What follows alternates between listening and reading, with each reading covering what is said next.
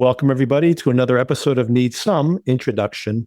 I'm your host, Victor, and on this podcast, we go week to week, breaking down a show, usually a week to week watch of a show. However, in this particular week, we have two binges that we'll be discussing on the podcast. The Agency is the show we'll be discussing today. Originally a Showtime original, now just on Paramount Plus, as far as I can tell. And later this week, of course, the series finale of The Bear, another binge drop. That one's always been a binge. So joining me for the conversation regarding The Agency is Darren. Darren, how are you doing? I'm pretty good there, Victor. Yeah, thanks for the call up to do The Agency. I was on the bench last season. I think Sona did it week to week. And so, yeah, it's been pretty good to get stuck in. It's been a while since I've had a good binge, and this one certainly lives up to the hype. I got to tell you, and we'll just preview some of what we'll be talking about right here going through the show. I was really concerned. This is a binge. This show was pretty dense. We were breaking it down in great detail from week to week for the most part. There was a couple of draggy episodes in the middle, but I think for the most part, I was very engaged by this show, and there was definitely discussion to be had from week to week. And I'm like, is this show really going to work as a binge? And I don't know if they have I don't know if it's just because it's available as a binge or they've done a better job of putting a hook at the end of each episode. But I could not wait to listen to check out the next episode as I was watching this. So I was going through it. It was great to be given the freedom just to tap play on the next episode as soon as the current one ends. Yeah, like you, I was struggling last season week to week because there was so much going on, and I think I had to save up a few episodes to watch at once just so I could stay inside the show rather than, week to week you fall out. You can't remember what Martian is up to. You can't remember all the subterfuge that is going on. But this time we're straight in there. Back on the Paramount Plus, I think I watched it on, so I had to sign up for that again, but it's very easy to sign up if you just want to watch one show. It's just that one-off cost, and it's very satisfying. Especially when it's a binge. You get it under the wire for like 1 month. Totally. And I don't know if you got this deal, but I'll announce it to everybody else. I just saw this deal yesterday. I'm grandfathered into Paramount Plus right now anyway, but they're offering it for like $2.99 for 3 months or something like that. I guess because the agency's just dropped, and I don't know what else they have planned for the summer, but I also know the Dexter series is coming back probably in the fall. So maybe they're giving this like discount right now to hook people in with the summer releases. And then just assume that when the Dexter show comes back, people will pay for the upgrade at that point. But there is a deal going around. So just if anybody's curious, but as Darren mentioned, or as we've been discussing, this is a binge. So if you're just like really a diehard Agency, did not know this was happening, you could just get like a 1 week subscription, like a free preview, and binge the show, and you'll want to, be honest with you. So. Yeah, that's right. So Dexter was the last show that I watched on Paramount. I think I cancelled it straight after that show. So let's see if they can get their hooks into me for something else. We'll see. I have not looked at as a matter of fact, this was a total surprise that the Agency was coming back, especially in this particular form. So I don't even know what else is out there, but we will probably discuss this show at least for 1 more week. So in the meantime, I'll do some research and see if there's anything else. Maybe you want to keep that Paramount Plus subscription app active for a little while. Yeah, I did see there's UFC on, whether it's weekly or whatever. I don't know. I'm not a massive UFC fan. The White House, I'm not the performance like that one, only one. That was a one and done. My son is he's training in that type of mixed martial arts at the moment. He belongs to a gym, so he's kind of into that. He really wants me to get into watching fights with him. So yeah, maybe we'll use it for that and see how we go. It could be a whole new chapter in your life there, Darren. Absolutely. Look, we got to talk about sport first of all. Yes, I was about to say, before we get to all of that. Sport. Exactly. Before we get to all of that, of course, yes, we got to talk about this match between the USA and Australia. I had nothing to do with it. My apologies. But so now you have. You're almost. I don't think Turkey's going to advance. So you're probably in the stage of 32, or what do they call it? Well, but you definitely want to win against Paraguay. That's what basically, long story short, I was going to ask you, how do you feel about your match against Paraguay? Yeah, Paraguay. Yeah, I know nothing about the country. I know nothing about their team, but I know the time that we're playing this Friday, and it's when I'm at work. So I might try to set up my mobile and watch it while I'm working. I think we just need a draw to be able to finish second in the group to the USA, who are absolutely on fire at the moment. I mean, I got up at 3 a.m. my time to watch the USA versus Australia, and I was not confident at all, but I thought we could put up a good showing, and we definitely did not in the first half. It was disgusting, but I think maybe because the USA was so strong. The second half was a bit better, but yep, well done to you guys who are going to top the group, but hopefully if we can hang on to a draw with Paraguay, we'll finish second and then progress, which is a huge achievement for any country to progress past the group stage, I think. Yeah. So, I mean, I still feel pretty confident about your odds, and, then we'll get to keep talking about it as we progress through the World Cup. And Portugal won after having that tie their first time around.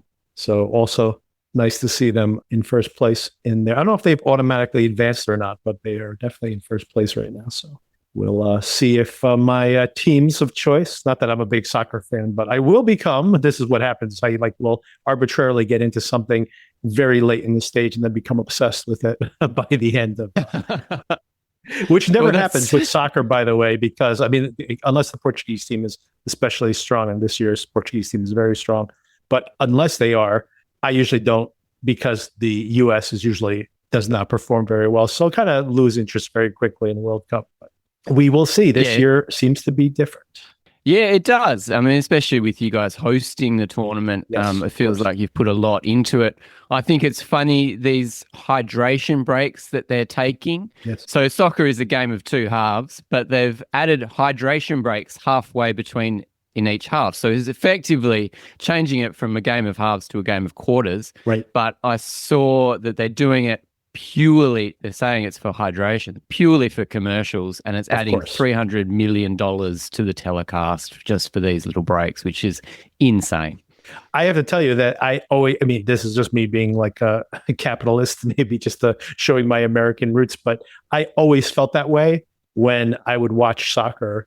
And I'm like, it's such a huge missed opportunity that we call it soccer, of course. You guys call it soccer there or no? The diehards call it football, but our national team is called the Socceroos. So there you go. We've got like 3 or 4 other football codes. Exactly. You have all those other footballs, which adds to confusion. But here, when I would watch the game, it's obviously very fast paced because the clock just keeps running the whole time, which is amazing. But I really did feel like, if they want to make this thing really profitable, they need to put some more breaks in there. So hydration is an excuse for that, for sure. And I guess it works. And I'm sure it's not going to be a once off. I think they're going to continue with that, at least for World Cups, for sure. Yeah, hundreds of millions of dollars. Everybody takes notice. And, they've been hesitant to change the rules, but now that they've made that change, there's no way anyone's going back now. Yep, that's true. I'm not sure, like I'm not a purist, so I'm not sure how it actually is affecting the game, but I feel like it would definitely affect your tactics when there's a break coming up and you don't just have to play through. I mean, it's going to affect also subs and substitutions, and also just your energy that you have on the field when there's a break coming up after 20 minutes. I mean, you can go harder for these quarters effectively. So yeah, it's a different game now. I guarantee you that the physiques of the guys will change as well, just because of the fact that you don't need to be training all the time to have that amount of, there's at least a break every 20 minutes. So that in itself is going to allow you to be more focused on strength over endurance. So I think it'll have an impact there as well. Yeah, it's a good point. Yeah, people don't think of these knock-on effects.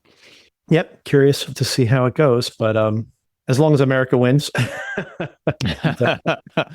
which I'm allowed to say in this particular case, considering they don't normally win at all when it comes to soccer. Yeah. Do you know who your likely opponent is going to be in the next stage? Or I haven't even done the research yet, so I know we advanced, which is pretty impressive already. But no, I'm not sure who would be the matchup yet. I think it was funny. I think the reason that the USA-Australia match was so early in the day. So the reason I had to get up in the middle of the night was because they were expecting the Knicks final series right. to carry on Right. to go to the full number of games. So they couldn't clash with that, which I think is funny. Yeah, and then Knicks ended up winning instead. I don't know if he spoke. We did speak since then. Have we spoken since then? Well, yeah, very briefly. Yeah, mention the Knicks very briefly. Yeah. I forget who I talked to about what at this point. We do about 8 podcasts a week, Victor. So, we'll give you some slack. Yes. And my regular job at the top of this, so I get confused at this point. All right. So the first thing I wanted to bring up about the agency was you brought this up just in our your introductory comments. You actually joined the podcast for the very first time on a regular basis. I think we might have had like 1 or 2 trial run conversations ahead of time. But the first thing we covered week to week was we were talking about The Day of the Jackal, that Peacock adaptation of that series, which still hasn't come back for a second season, surprisingly, although it was very popular when it did come out. And it was happening in parallel with the agency. So it was interesting that I was basically doing 2 spy shows at the same time. And I don't know if we were, surprisingly, I don't remember if I was, gauging your interest in the agency while we were covering Day of the Jackal, considering that the 2 shows overlapped for part of their run. But I don't even know, like your general, I knew you were a fan. I know you'd watched season 1, but where were you at in general with that first season of the show? I do remember that. Yes, The Day of the Jackal, I think they dropped 6 episodes at once, so we could binge We did basically the same thing. We binged a bunch of them at the top. And then went week to week with it, which was actually quite a good way of doing shows. I think we touched on it. I was a big fan of the agency. I love Fassbender. And I just loved the way that these CIA agency characters just have to lie all the time to everyone. And I just thought it was fascinating to try to pull back the layers of the onion and try actually to find the truth in any of the characters.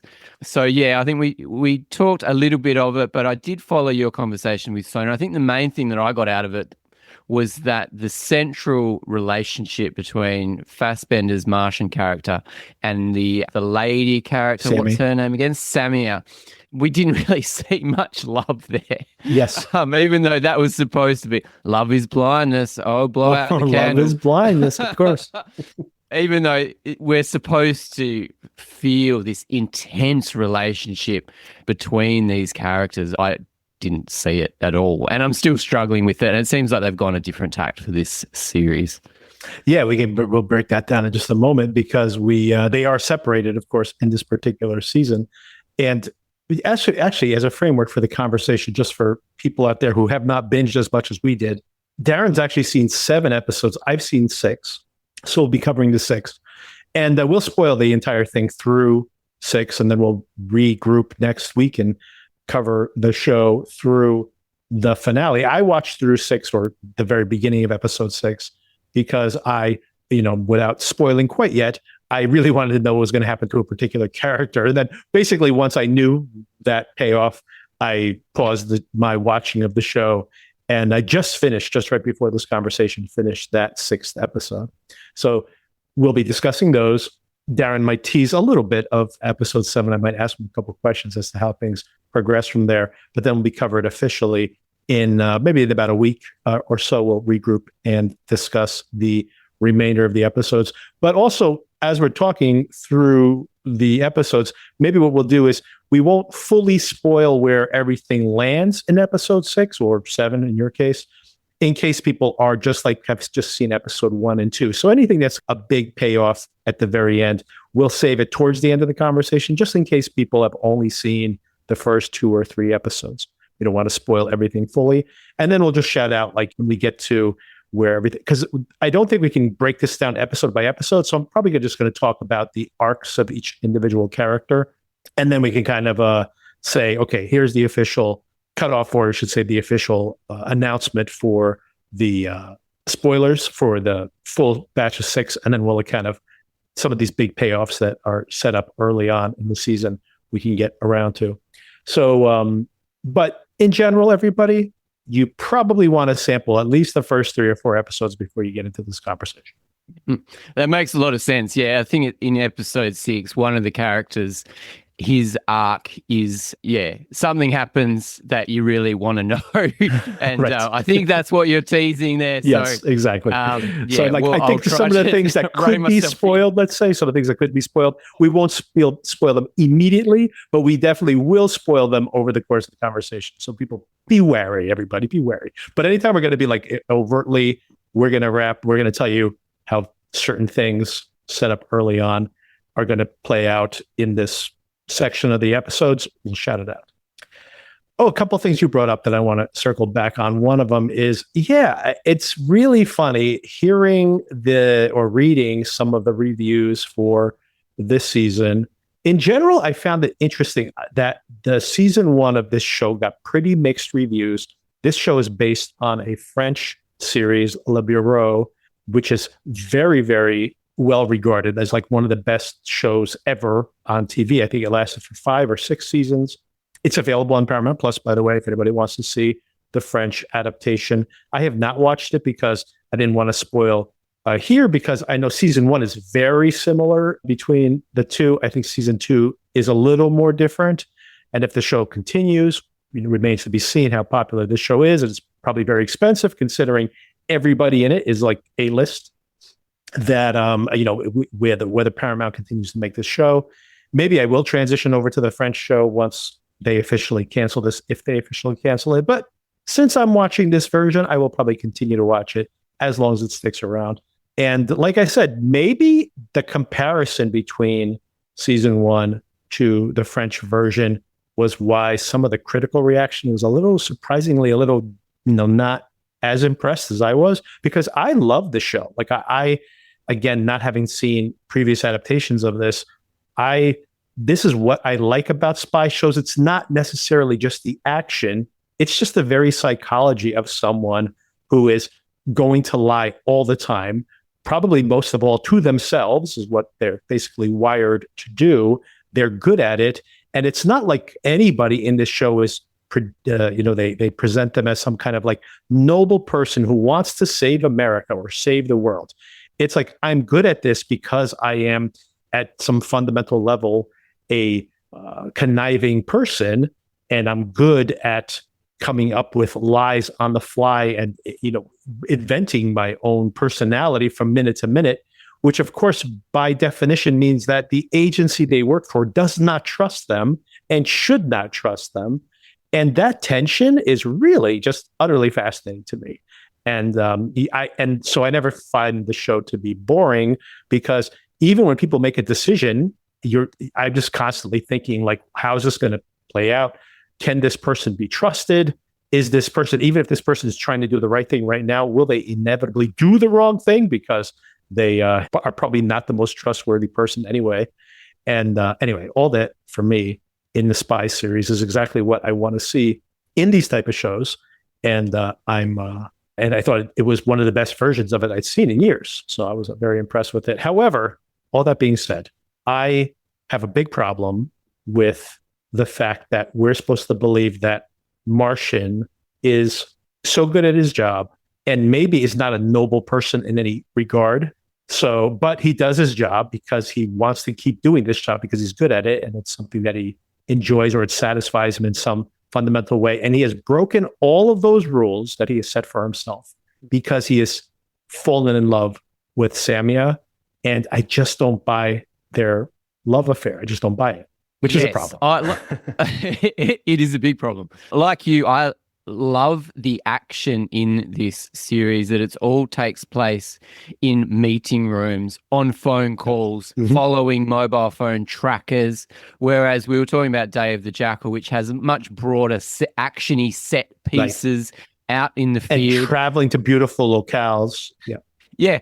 Whereas this is all set in this CIA headquarters in Right. London, mostly. But then it has this sense of this action where they go and play in the theater of war. But in fact, the set pieces are very short out in the field, which is completely fine with me because it all feels so operatic. It all feels like the Spycraft is the main action of it. Just following a tracker on a mobile phone or just listening, overhearing a conversation that was recorded earlier is so captivating to me. And they really, I mean, the actors sell it. Like you say, they've all got top tier actors across the board and they can sell it quite easily. But yeah, Love is Blindness. I keep having to skip that opening theme. Yes. I can't listen to it. I think one of the episodes, maybe episode 5, it had a bug on it. I couldn't skip it. So I had to listen to that whole song from start to finish in the titles, and it just destroyed me. Like Martian and his alleged love. Yeah, which it doesn't sell it for me, like yourself. Yeah. Yeah, but one more thing, that they didn't take the opportunity to change the theme song here. And I say that as someone who, I in general like Jack White, and I in general, or not in general, I do like the U2 version of that song. And so I do like that song from Achtung Baby. And I do like Jack White in general. And I do not like his cover of that song at all. It's like grating, like terrible. But it is the theme song to the show. All right, so really quickly, just to catch up everybody on season 1, in case anyone needs to know, we meet Martian. His actual name is Brandon, played by Michael Fassbender. He is just been 6 years undercover. He fell in love while he was undercover with Samia Zahir, Dr. Samia Zahir, who's married at the time. They have an affair, and he is now in London, and she ends up in London as well. And this is obviously, there's something big going on that she's not aware of, but there's a long period of time where which is a great tension in season 1, I should say, where he's lying to her about his true identity. He's still playing his cover, but then he's wondering, why is she there? Is she manipulating him? Is someone else using her to manipulate him? And that mistrust he has throughout season 1 is really gripping. I think really one of the great elements. And Fassbender's so conflicted from episode to episode. It's really, truly great stuff. And the big story there is that Coyote, who is this informant in Russia, and Owen, who's played by, what's his name? Margaro. I forget his name, his first name. Yeah, one of John our favorite Margaro. actors. He's popped up a bunch of times in a bunch of things we've discussed, actually. Recently. Oh my God. He's shot to the top of my tree again, because he's just so good in this series. And he was maybe the first mission he went on was to investigate the disappearance of Coyote behind enemy lines. And, that was relatively, not as involved as his current, not great investigation skills in this, second season of the show.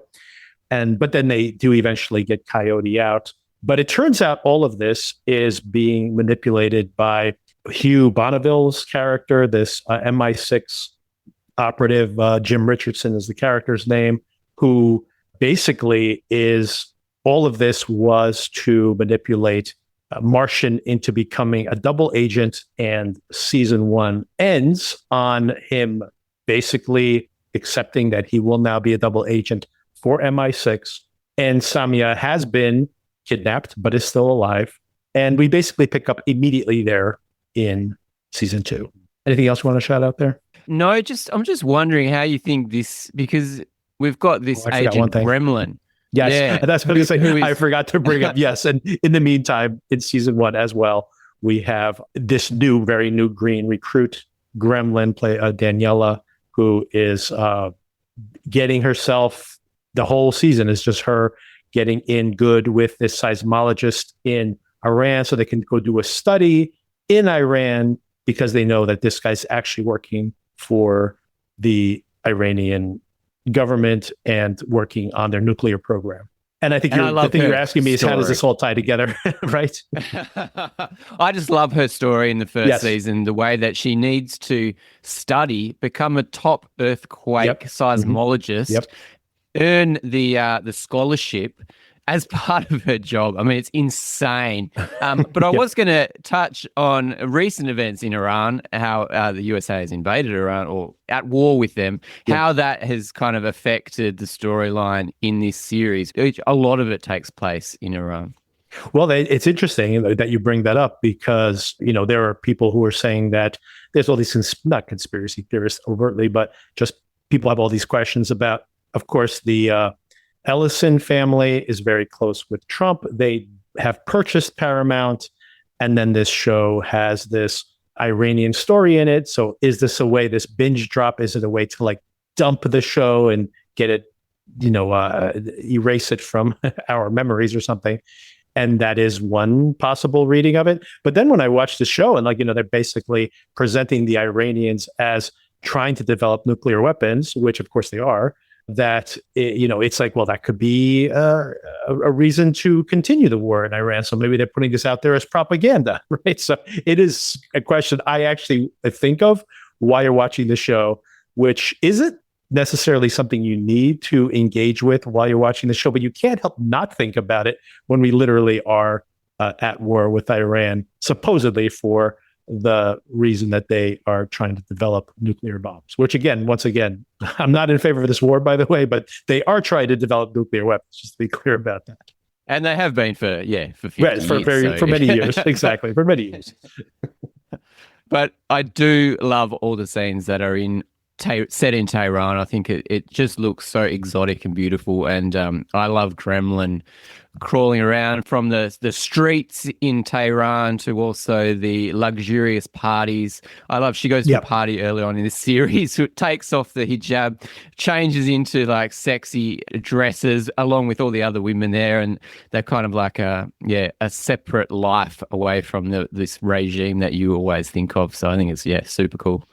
Just as a total side note, we had another Academy Award nominated film last year set in Iran.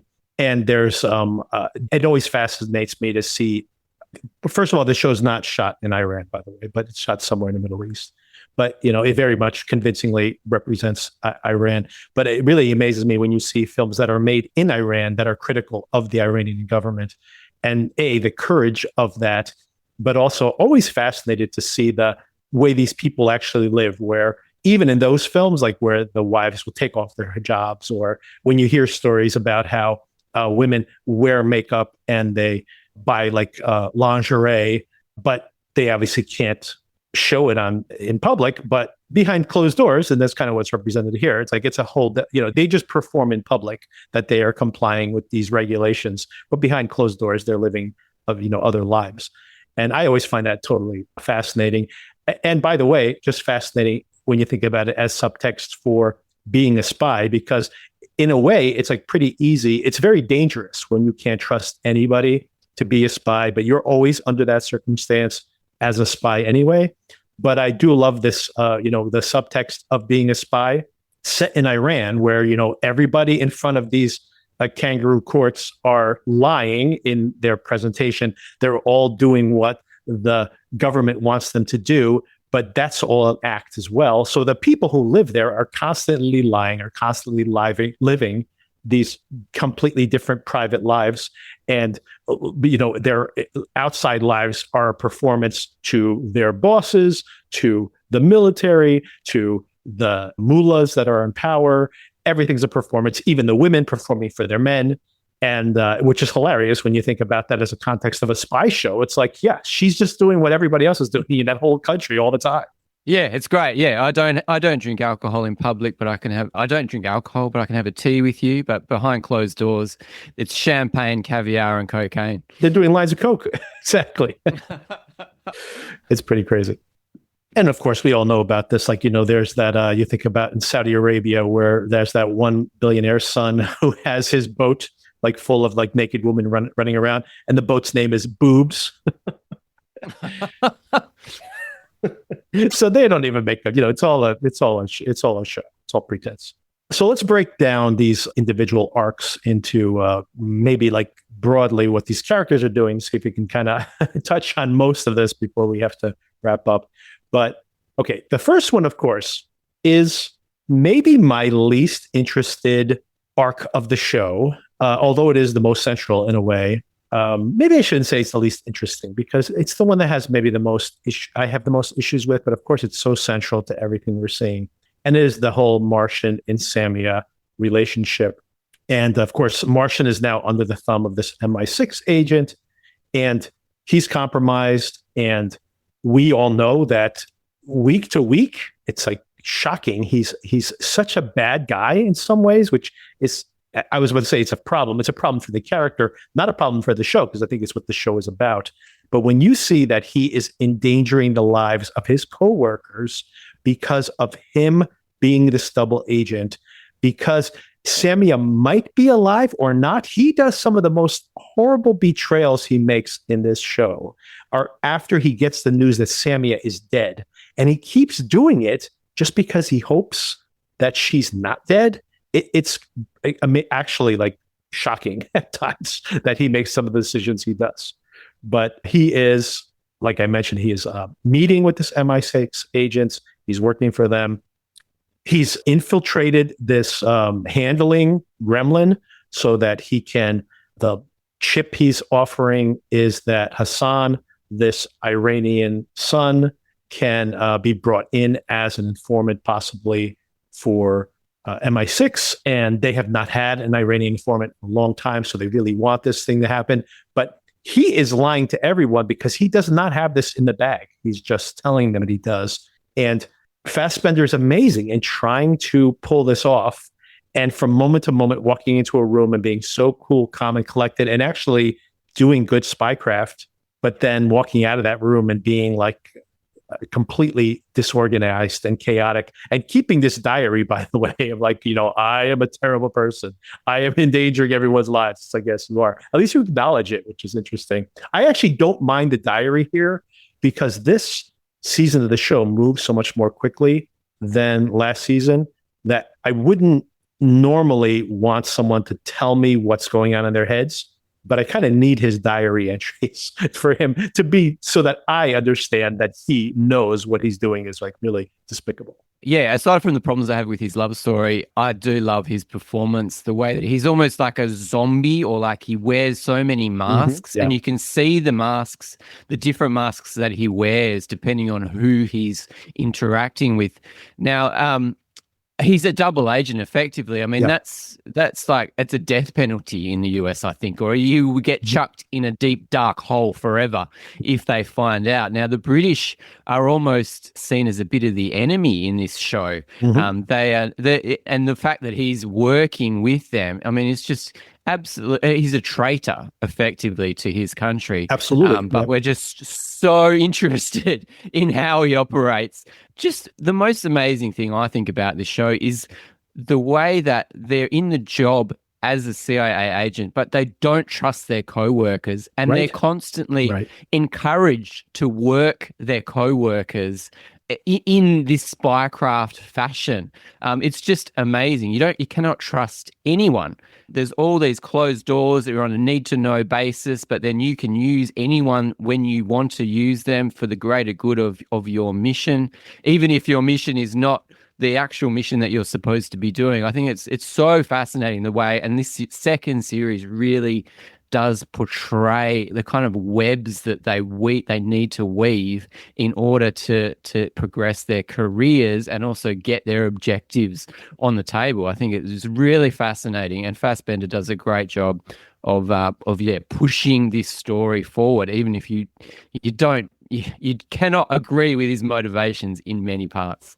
Oh, I mean, absolutely not. But he is utterly fascinating to watch, which I think is so important because he is compelling to watch, and you even root for him from moment to moment, mostly because if he succeeds at what he's doing, he actually ends up protecting these people. But of course, he's protecting people that he has endangered in himself. So that's where it becomes utterly despicable. And then, of course, he feels terrible that he wants to try to make sure that he didn't get that person killed inadvertently, or even accepted the fact that they could die as a byproduct of some of his actions.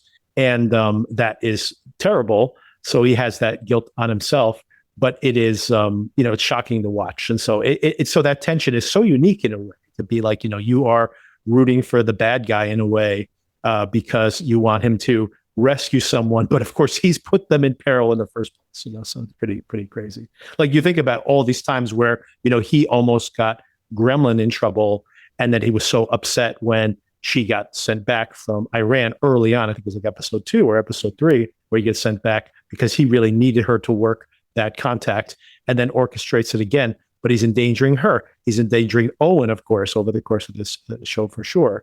And he's doing it because he wants to fix this thing that Samia is out there being tortured potentially, and possibly even being murdered, and he feels this guilt about it, and he's putting all these other people's lives on the line. And it's pretty amazing that he's able to pull that off and still have our sympathy to some extent. Oh, totally. And also the other characters in the story, they admire him so much. They think he's brilliant at what he does, but also none of them trusts him either. They want, even his superiors are in awe of his brilliance, but they do not trust him, which is so fascinating. You love what he does, but you know that he could get you killed at any point. Yeah, the amazing aspect there is when you think about through episode 6, which I haven't seen episode 7, so just to warn you again, not to spoil. But when you see that he literally is now at this point, Henry is openly investigating him, which is another amazing arc in this show, is seeing him at loggerheads with Henry, and Henry is just getting more and more. First of all, there's a mole hunt, definitely a mole hunt going on over the course of the show, and that he is little by little becoming more and more certain that it is Martian. And that is so great. And Jeffrey Wright, of course, just giving an amazing performance as usual for him. Oh my God, he's so good, isn't he?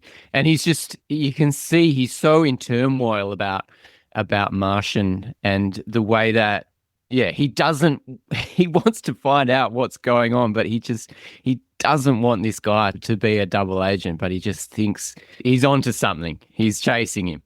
Well, the funniest, of course, is like Bosco, Richard Gere's character, who, it's just amazing when you say this, like, Jeffrey Wright is in here, Richard Gere is in here, Catherine Waterston is in here, John Magaro is in here. It's amazing. Everybody, Jodie Turner-Smith, of course, and Michael Fassbender, but it's just the cast is just crazy. But anyway, Richard Gere as Bosco, it's very funny to see this back and forth where Bosco seems to not realize how dysfunctional this agency is, which is kind of amazing. That it seems to me that Henry knows full well that he cannot trust the people there. And as you mentioned earlier, it's kind of amazing to see that he has one person watching another person, then he has the people that he trusts more, but he more trusts them to like rat out the other person, but he has someone else watching them. And I love all the little details here. There's this one blind spot in the building where he knows that everybody knows, like if you need to have a private hookup or a private conversation, there's this one place where everybody knows that there's a blind spot. And of course, he has put his own recording device there so that he knows that if something sketchy is going on, that's where everyone's going to go. And he's watching everybody there too. So I love the fact that, like you said earlier, everybody's watching everybody. No one trusts anybody. And Henry knows full well that all these people are untrustworthy. And Bosco, being more of like the bureaucratic guy, he's like, he comes in and he's like, good work, guys. Good answer. And Henry knows that this is like this dysfunctional family is barely holding it together. And that this is apparently the subtext of all this is that this is how our, agencies work. Just the way that the building is designed to have this dead spot, and the smart agents, or are they smart, figure out that this is where they go to have a little tryst or a private conversation, but the higher ups know exactly what's going on, and they've got their own little bug there. I mean, it's just genius. And yeah, I love all those details. And of course it's like something out of 1984 or something, where it's like you put the agent in the place that's supposed to be like, no one knows about this. So you're really clever. You found the one spot where we're not monitoring you. Nope, that's a trap. that's the final trap, actually. And Jeffrey Wright, he's just so grumpy all through this series. Nothing brings him joy. He doesn't trust anyone. He's always fighting against people, and he's always trying to unravel the threads, but he just cannot get to the truth. Yeah, the one thing that's missing in this season of the show so far, anyway, is that I really liked when you saw Jeffrey Wright in season 1, where he had his brother-in-law behind enemy lines, and you would see him just like talking to his wife or at home with his wife, and you'd see him be this other version of himself, like kind of let his guard down a little bit and be around, because we only see him at the office and he's always in a bad mood. And by the way, he should be, because the terrible things are happening in that office every day. Yeah, they've dropped the wife, haven't they, for this series? But yeah, he just doesn't trust anyone, and with good reason. Everybody is going around him, under him, over the top of him. And of course, the big case here, that their big investigation here, is this Viking character who in the very first episode we see they're so proud of themselves that coming off of the Russian intervention in season 1, they've got somebody in there, and they've got their guy has become the head of this Russian military group, and they are popping champagne corks and not even 3 minutes later in the time of the show, this guy's getting his head smashed with a sledgehammer by an American guy. And now, as you've been watching this show, and this is something I just thought about when I was taking notes for this conversation. So this guy's name is Deep Blue. What's what he calls himself. He loves to play chess. And of course, Deep Blue is the computer that beat Kasparov at chess. And so he is a chess player. He's one step ahead of everybody, does indeed seem to be always a step ahead of everybody else. And what I thought about that when I was trying to figure out, well, what's actually happening in the show, what I thought about was the chess analogy. And I hadn't thought about this before for some reason. What makes the show so fascinating to me is that everybody in the show is a pawn, right? Like, we're seeing the story.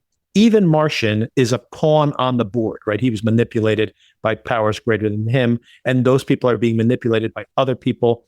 And even the people who are pulling all the strings, then like some, political thing happens or something unexpected happens in the geopolitically. And then they have to drop the whole thing or abandon ship or take something that was their least desired outcome and say, like, we won. Look, that's exactly what we wanted to happen in the first place. So all these things are happening, and everybody is, getting it wrong all the time. But we're seeing this story not from like the master manipulator's point of view. These are all people who are like rats in traps or pawns on the board, who are just being pushed into danger, like one move after another, and are all expendable. And that's the point of view of the storytelling, which I think is great. It's a great way to tell a spy story, not from like the mastermind who's pulling all the levers, but from the point of view of the people who are like on the front line and will make a decision. And for example, if it works out, then their superior will get the credit for it. And if they get it wrong, then they take the blame or die. And that's an interesting, the stakes couldn't be higher, to put a point on it. It really is. It's a really good perspective as well. And they don't knock you over the head with it. They don't show, I think, they don't show a chessboard. A lesser show would show a chessboard. Yes, show a chessboard is someone playing chess at the beginning of, or the title credits would be a chessboard. Totally. And I think it is mentioned once. I think he wants to play with Owen at one stage. But yeah, it is very subtle. I love the guy that plays this Viking. The way that he walks, he's just got so much confidence. He is the mastermind and he knows everything that's going on. And he's absolutely brutal.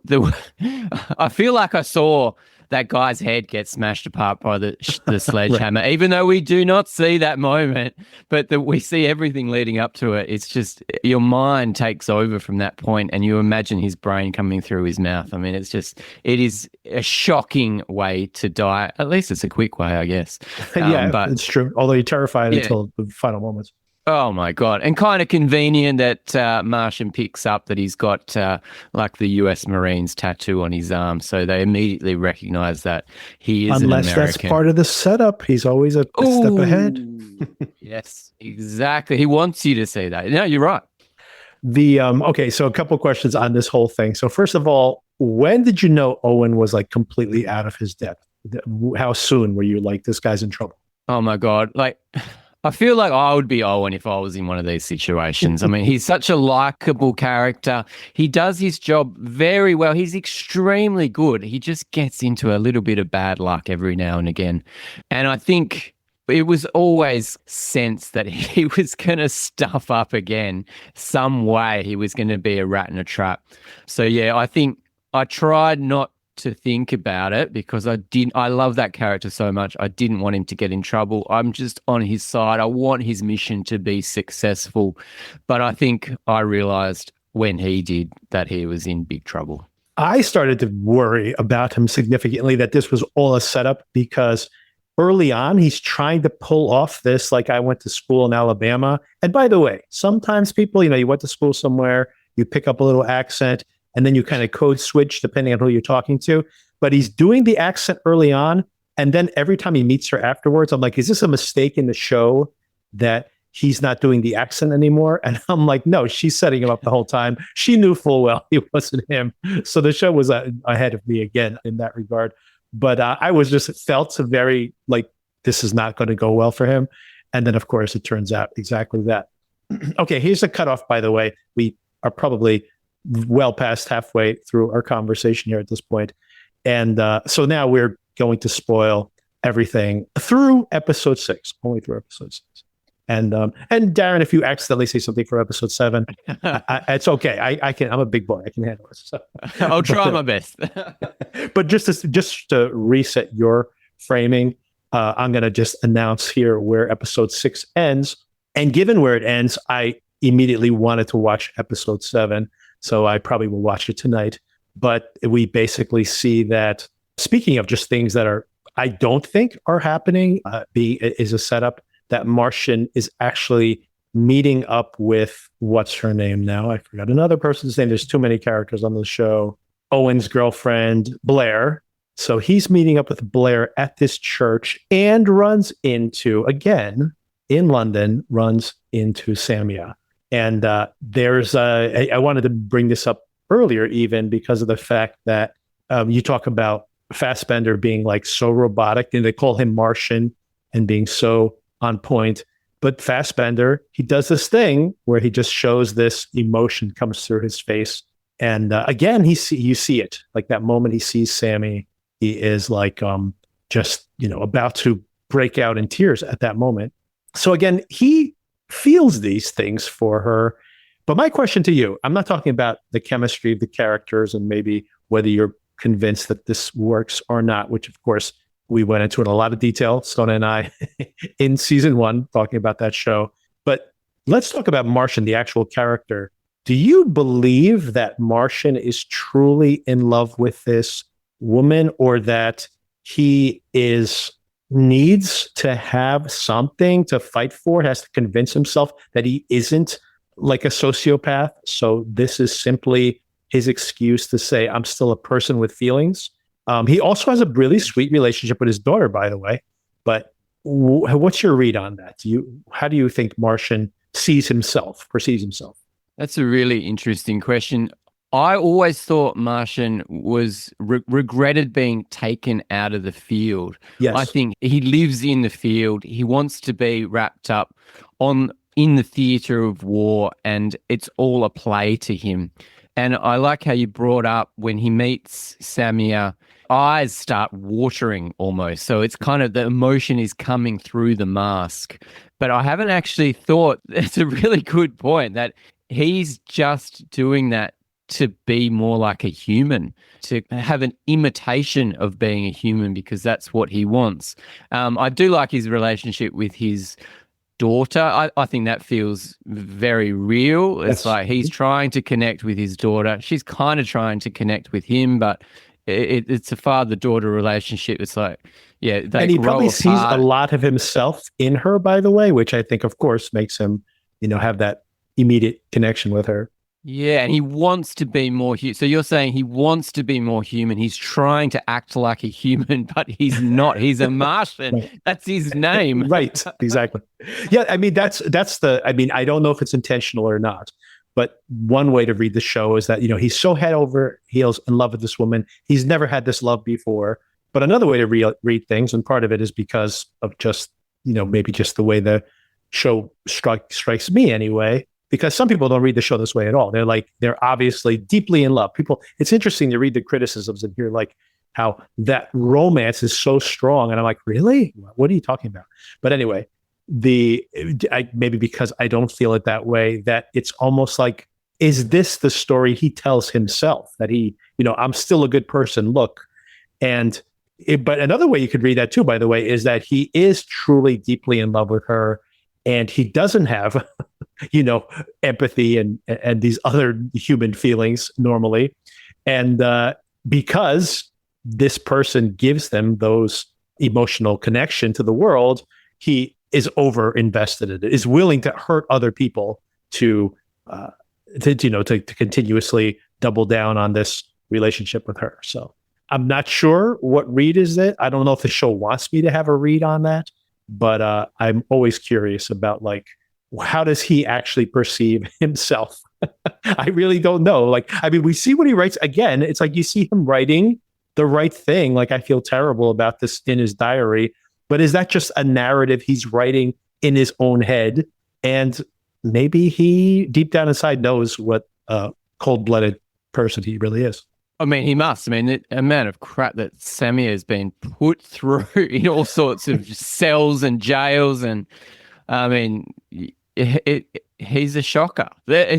She's only there for him because of him. He's the reason that she's been abused, and he has that guilt.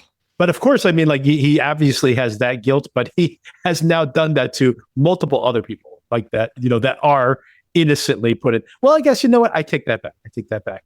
She's much more innocently in this circumstance than Gremlin or Owen, who are agents, right? So they know what they signed up for to some extent. So I'll take that back, that he's just like throwing these people to the wolves, which isn't necessarily true. They are trained, and Samia was a version of a life he could have that he lived inside of for years. And of course, that's come apart. Yeah, and he's got I was really interested in the first season with his protege mentor relationship with Gremlin, yes. Which is a little bit touched on in this one. But she's so good at what she does that she's hasn't gone past him, but she doesn't need as much of his help anymore. But he's got a new protege in I think it's Blair. Is that her name? Mm-hmm, yeah. And he's teaching her the face, teaching her to be emotionless. I got to tell you, the face, every time she does the face with him, even, I didn't really buy it. And I really loved the way Owen reacted to it in episode 6. What are you doing? Why is your face like Why does your face look like that? It's something Martian was showing me. I have grave fears for Blair, because she is getting quite close to Martian. Yes, that's always a bad sign. Oh, it's a bad sign.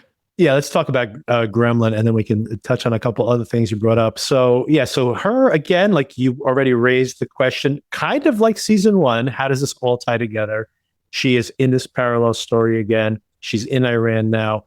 She has, her story, even though it's completely separate from this, is really a fascinating story, how she is really just, her spy work is just getting closer to this guy. She's not really doing anything really that dangerous. And that's pretty much all it is. And then she hasn't even like delivered this guy in any tangible way yet. It's just like, get closer. And she's very new to this as well. So it's interesting to see her discovering these skills she has, which I always love that too. Like, I love when you see someone like becoming a spy. Is another aspect of the show that I like so much, because it's a story I really like, where someone's kind of like, I'm in too deep, and then all of a sudden you're like, I'm doing it, I'm figuring it out, right? And that's very exciting to watch. And she's very watchable. This actress does a great job. Absolutely. I love her intelligence in this character. I love how she's almost androgynous. She's sexy, yes. But she's not too sexy, but she can play the femme fatale if she needs to. She can seduce men and women. Yeah, and she craves the opportunity to use her spycraft more than just getting close to people. She wants to record conversations. She wants to get in amongst it. She's happy to put herself in danger. I think there's a line where she talks about like she's not afraid. She knows things are going to work out the way they're going to work out, even when she's sitting in a police prison cell in Tehran. She's kind of cool with it. She's kind of rolls with it, which is going to be very dangerous with her coming up, I think. And those parallels with Martian as well. Yeah. She's going to lose herself in this job, I think, unfortunately. If she hasn't already lost herself to some extent. But yeah, definitely. That's her life. Yeah. I love her name, by the way. You know, like I love Martian as a code name. I love Gremlin as a code name because, first of all, with her like short haircut, she actually is so cute. I'm like, she looks like the cute Gremlin a little bit. The Mogwai's the cute one. The Gremlins are not cute. The Mogwai, exactly. She looks like the Mogwai, but a Gremlin, like the actual term of Gremlin, came from World War II when the planes were crashing because they were built so quickly. And someone would be there were this mythology that there were gremlins in the engine. Like, oh, must have been a gremlin. Like, why did that thing break again? Must be a gremlin in the engine or in the machine. So she's like the gremlin in the machine, right? She's running around, unseen and ripping things apart. So I like that she works as the gremlin, but she has the little cute Mogwai look to her as well. Don't feed her after midnight, though. Well, didn't he made a gremlin reference in Martian makes a gremlin reference in the show, right? Where he tells he does with his daughter what the 3 rules are. And she's like trying to come up with like philosophical mantras to follow. And he's like, don't get them wet. Don't feed them after midnight. You can definitely see he's thinking about what Gremlin is actually doing on the job in Tehran, for sure. So we talked about Owen and Robin and Viking. Let's just square that circle before we wrap up. That importantly, of course, here's the thing I didn't want to spoil before, but Owen at one point looks like he's about to get his head crushed in, but they've captured Robin. So a little miscalculation for the chess master here, by the way, that they even called us out in episode 6 that he could have moved earlier, but he was like, all of this was part of the setup. If he could have moved just a little bit earlier, he could have gotten Robin out of there, but he didn't, unless that's part of the setup too, to let Owen live. That's very complicated if he's playing that far ahead. So I'm very curious to see how that pays off. But he does smash the bottom of his leg completely off, which is pretty grotesque. And when they're dragging poor Owen's body, and he's just got like all that blood pouring out of the bag, pretty gross stuff. Yeah, I thought they were going to let us off easy by not killing Owen, but it's almost worse to butcher him like that so far that he's actually lost his lower leg. I mean, that's just terrible. And it was one leg, by the way. I thought when he swung the hammer twice, I thought he'd taken out both his legs. So at least he gave him one leg. So. Oh my God. Yeah. Just brutal. And yeah, there was a lot of blood there in that bag as they're dragging him across. And he just had such sweet kisses with that sister, that girl. And she's, I know. I mean, setting up the whole time. Cold-blooded. Talk about being cold-blooded. Think about that. And so we think she's a Russian operative as well. So these people have been recruited from long ago, from the deep of America. I mean, she speaks perfect Russian, it seems like. Yep. So she's definitely been recruited from before. By the way, my wife does amputations all the time as part of her practice. And one of the prosthetics reps, he has lost the leg. I don't know if he was in the military, but he actually goes and meets with the patients to say, see, look, I get around on my leg.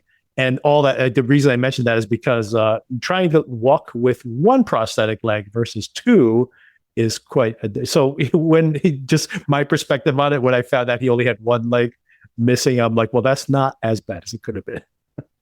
He does say everything else works. He does remind Blair that everything else is working. So that's a blessing.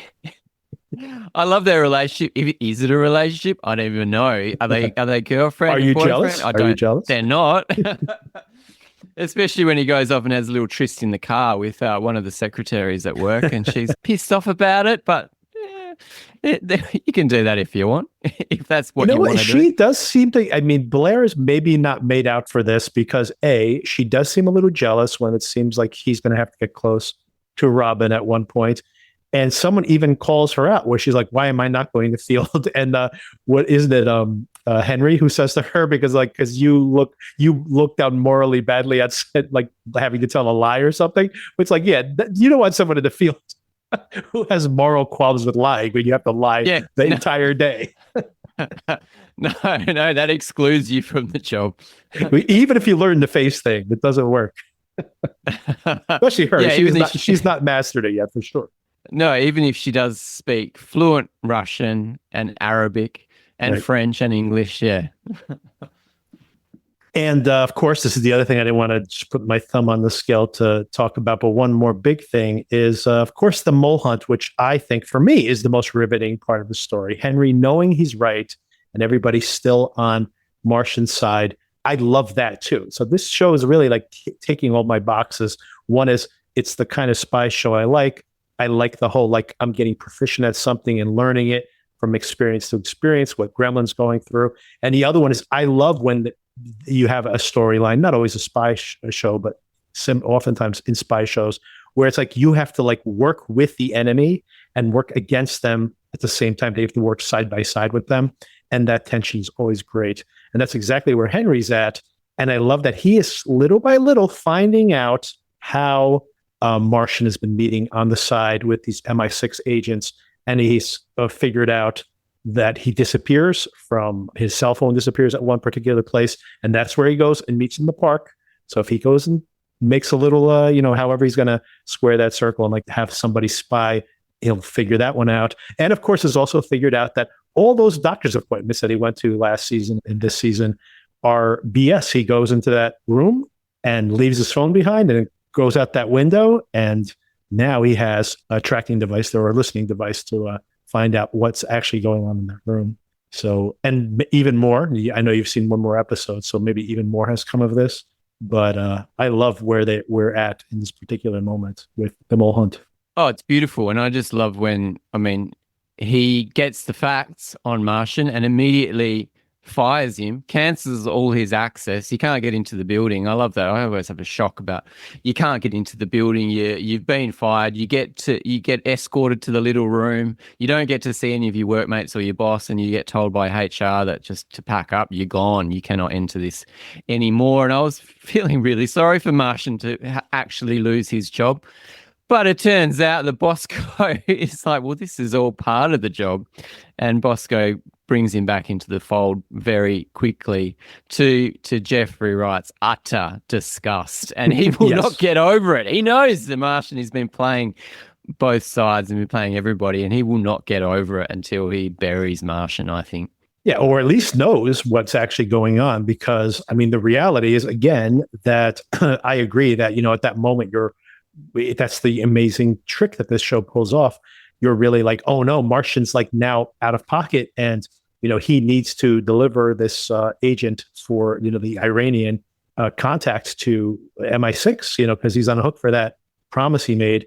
So you have that motivating you, but simultaneously it's like, yeah, like what he's doing again is absolutely despicable, right? He is endangering these other people's lives for the purposes of his own benefit, and not even like for the benefit of the agency itself. Like it's not like Catherine Worse, and I forget her name now, the character's name, but we didn't even talk about her, and she's excellent in this season as well. She also has a boyfriend going on with her, but Henry questions her early on and says, I know you've been keeping things from me. And she's like, but I'm doing it for the agency. And he recognizes that she is working behind his back, because she knows that she doesn't trust what Martian is doing.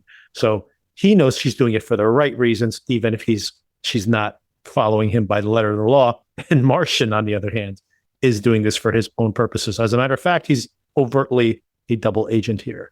So it's and he's and the deal he's made is not like, I know better, this is a better outcome for my country.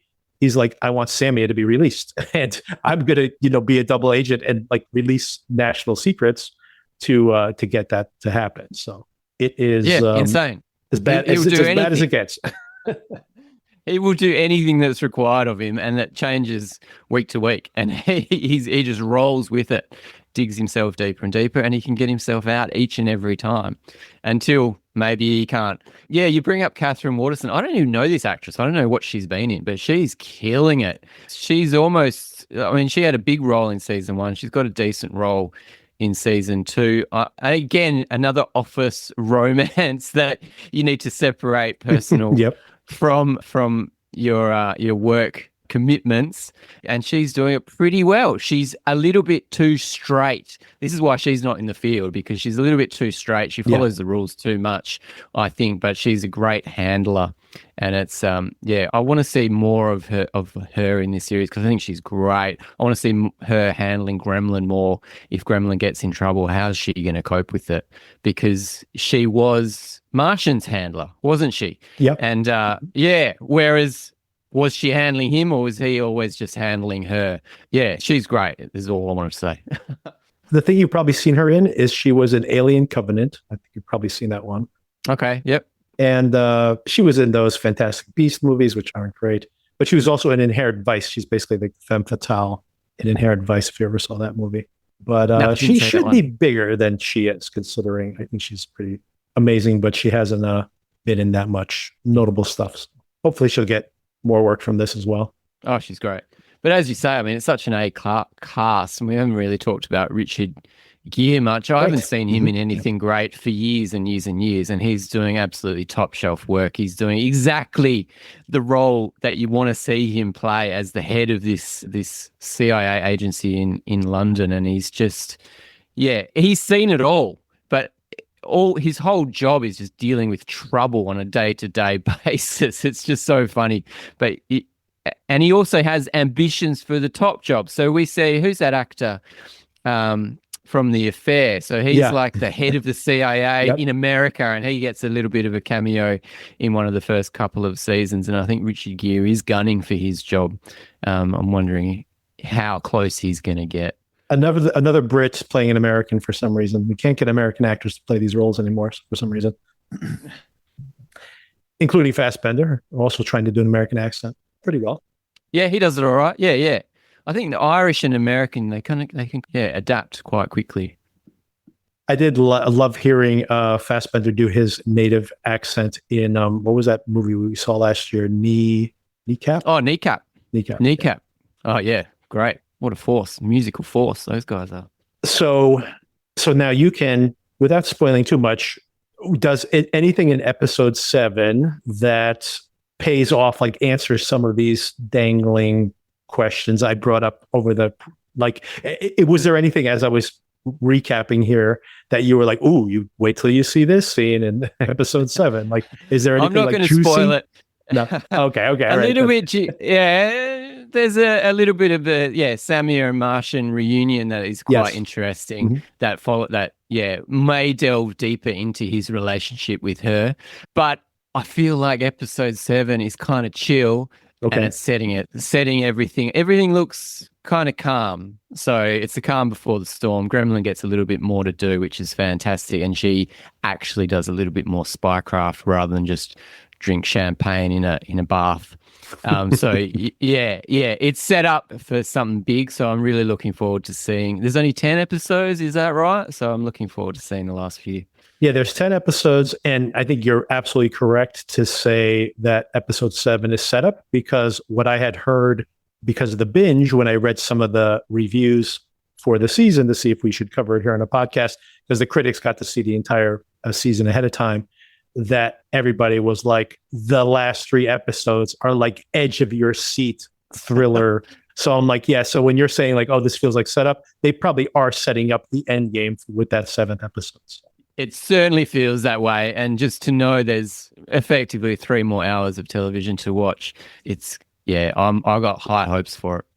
And that it's basically going to be like a 3-hour action movie that wraps up the season. So that will be something to look forward to. And now I have to make sure I carve out enough time. Maybe I'll watch episode 7 tonight, but then knowing that 3 episodes is going to be basically like where all the payoff comes in, I'll probably have to make sure I have enough time, because I don't want to stay up till 2:00 in the morning watching this. So I'll watch episode 7. I'll cut myself off there, and then I'll make sure I have enough time to watch the last 3 episodes, because I probably will want to binge it to the end. So. And Osman, my Osman, who was a big part of series Osman, 1, he's back into it a little bit.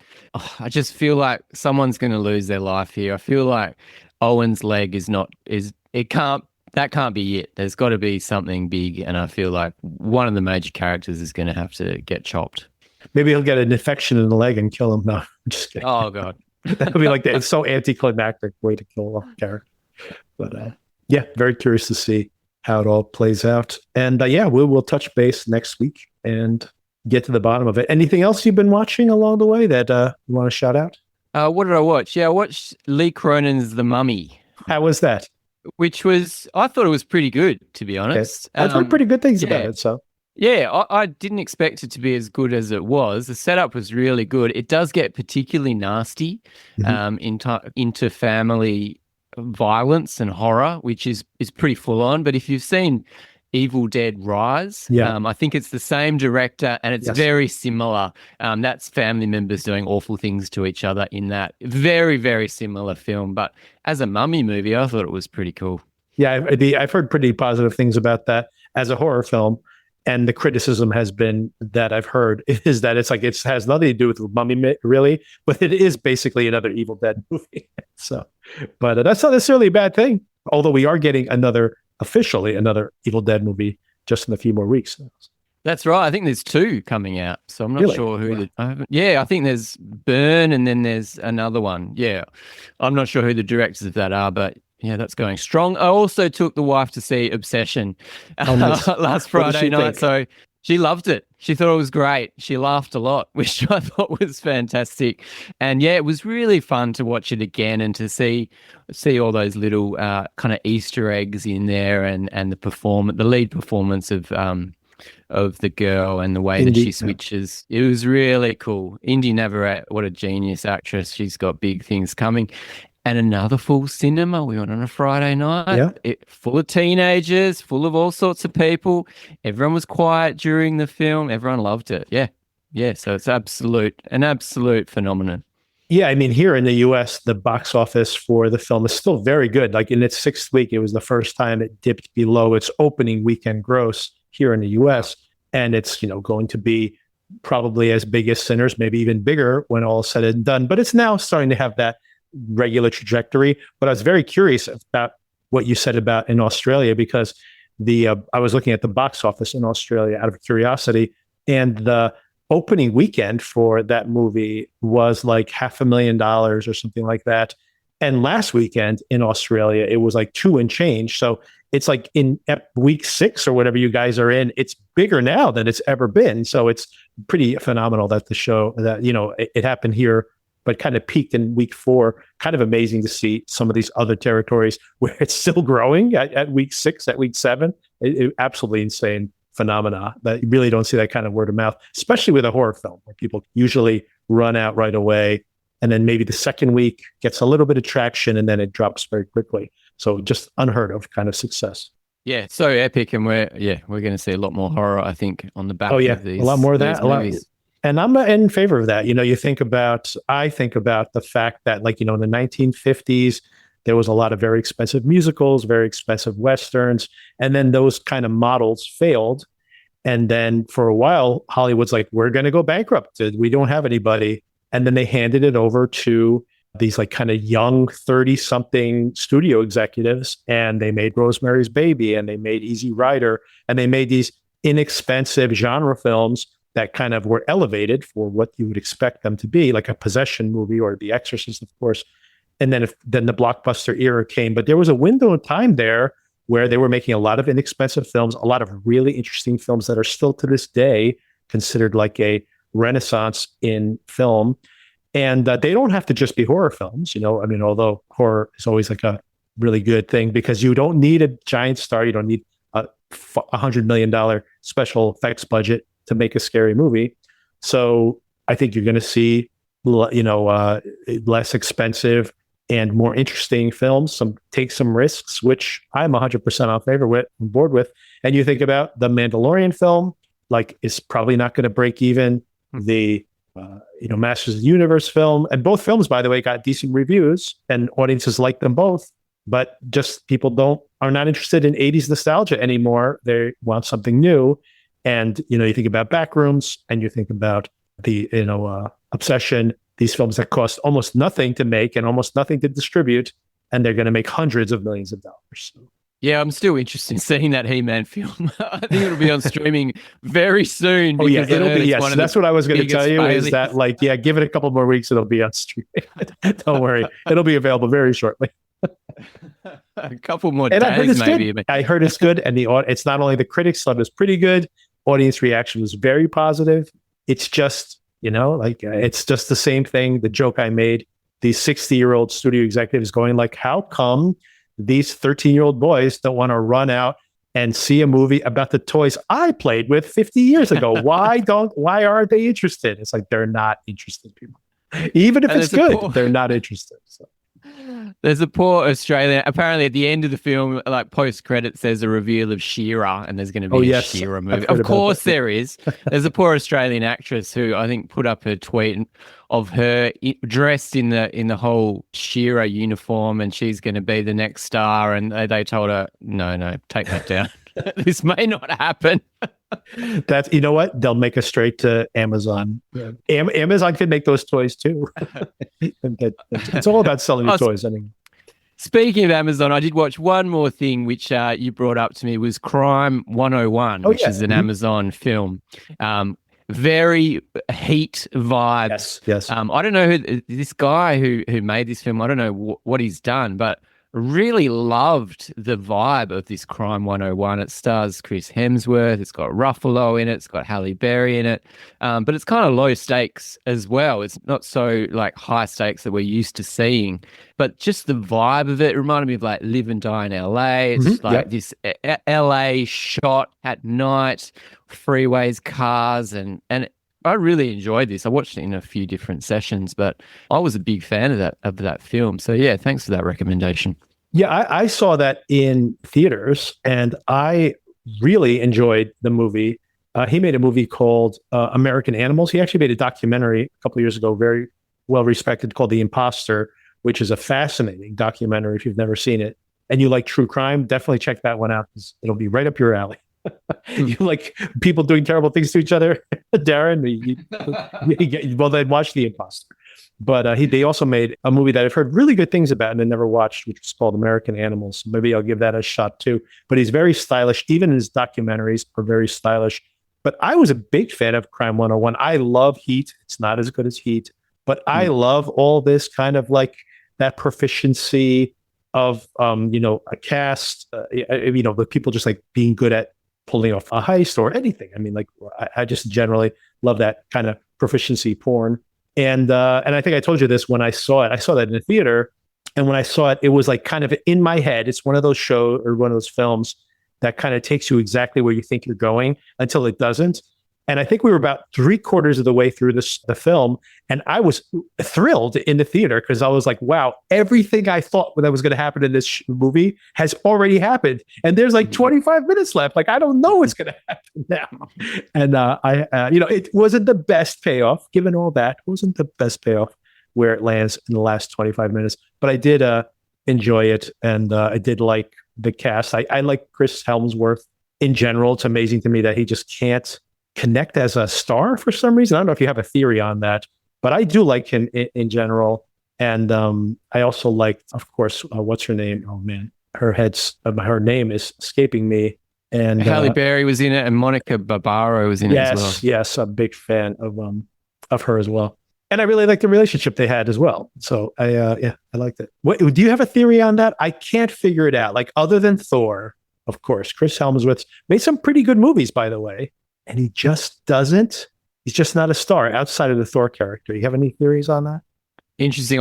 I don't know. He's one of these actors that I think they start off in he's very good looking. He starts off in Australia on a soap, and then all of a sudden they get poached by an overseas agent, and they become massive stars. So they were never really stars in our own country. They became stars in Hollywood, straight to Hollywood. But yeah, I don't know, but he's doing very well for himself. He's got a massive compound just off from Byron Bay where he lives with his wife, and I think he's got 3 kids, and they just go surfing every day. All I see of him is he's just going surfing. He doesn't really, I don't know how he fits in movies, but yeah, like you. I mean, apart from Thor, And that I think that Extraction movie, this Crime 101 is probably the best thing I've seen him in. Yes. I have a little bit of reservations. Like I think he plays a bit too comedic to really connect. But he was really good in this. Yeah. I like him in his comedies, by the way. So I like him when he plays comedic. But it's always surprising when he's trying to be like, they've tried multiple times to make these other, they tried to give him the Huntsman movie. They tried to give him the, what was that? Men in Black. They tried to reboot the series around him. And it's like, all this stuff has not worked. And, but he's good. Like when he's serious, the Rush, he's great in Rush. And that's an underseen movie, I think. That's a great film, actually. Yeah. And I thought he was terrific in this. And I'm just like, I don't know why this guy, and the movie, by the way, this movie didn't do that well either.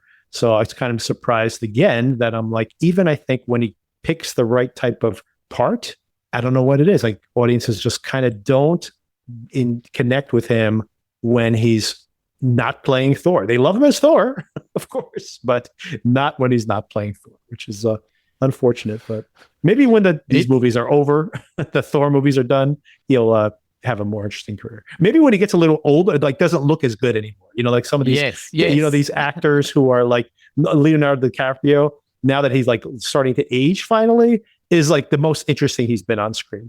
Same thing with Brad Pitt, by the way. Although Brad Pitt looked very good in F1, but there was a moment there where he was letting himself age, and I thought it was better for his acting.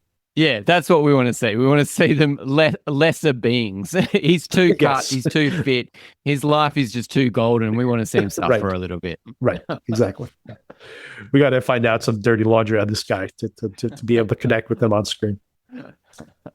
All right, Darren. So if you want to catch up on The Bear, I don't know, I think you're behind a season on The Bear, but if you do catch up on it, maybe we'll touch on that briefly as well. But primarily next week, we'll get back together and we'll watch the rest of this. Anybody who's behind on this season of The Agency, watch the whole thing because we'll be spoiling all of it when we get back together next week. Totally. Yeah, catch up. Let's talk about it. Can't wait. All right, Darren. Thanks. Talk to you soon. Cheers, Victor. Bye.